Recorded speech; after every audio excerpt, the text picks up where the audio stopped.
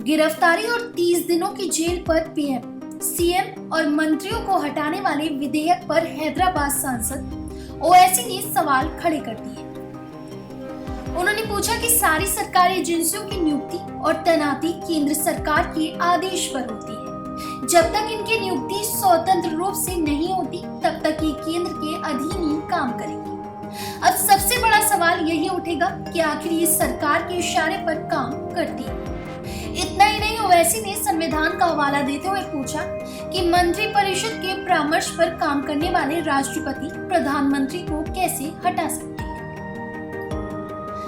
हैदराबाद सांसद ने केंद्र सरकार द्वारा लगाए गए 130वें संविधान संशोधन में कई कमियां गिनाई। उन्होंने कहा, जब तक जांच एजेंसियों की नियुक्ति स्वतंत्र रूप से नहीं होती तब तक ये सवाल उठते रहेंगे कि ये इनके अधीन काम कर रहे हैं और केंद्र सरकार के इशारे पर काम कर रहे हैं। यूपीए के टाइम पर भी ऐसा ही था। दूसरी बात ये है कि आप हमारी पुलिस में ही देख लीजिए, एसआई से लेकर डीजीपी का सभी पुलिस कर्मियों के ट्रांसफर से लेकर नियुक्ति नेताओं की सहमति या फिर उनकी पसंद के आधार पर ही होती है, चाहे वह जाति के आधार पर हो, क्षेत्र के आधार पर हो। ऐसे में सवाल उठेगा कि वह किसके इशारे पर काम कर रहे हैं। हैदराबाद सांसद ने इस बिल के चलते संविधान में टकराव की स्थिति बनने की स्थिति को भी बताया। उन्होंने कहा, संविधान में आर्टिकल है कि राष्ट्रपति मंत्रिपरिषद के परामर्श के आधार पर काम करता है और ये बिल ये कह रहा है कि राष्ट्रपति प्रधानमंत्री को इस्तीफा करवाएगा। ये कैसे हो सकता है? ये तो संविधान में टकराव की स्थिति है। आप जमीनी हकीकत पर आइए कि क्या कोई राष्ट्रपति प्रधानमंत्री को इस्तीफा दिलवा सकता है?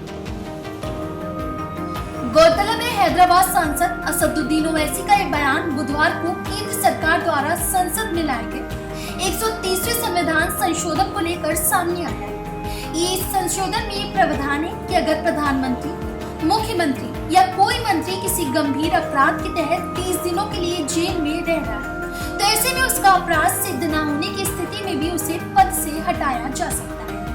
केंद्रीय गृह मंत्री अमित शाह के इस बिल को पेश करते ही संसद में हंगामा हो गया था, जिसके बाद इस बिल को संसद की संयुक्त समिति में भेजने का फैसला लिया गया। हालांकि तृणमूल कांग्रेस, समाजवादी पार्टी और शिवसेना उद्धव गुट ने इस समिति में शामिल होने से इनकार कर दिया है।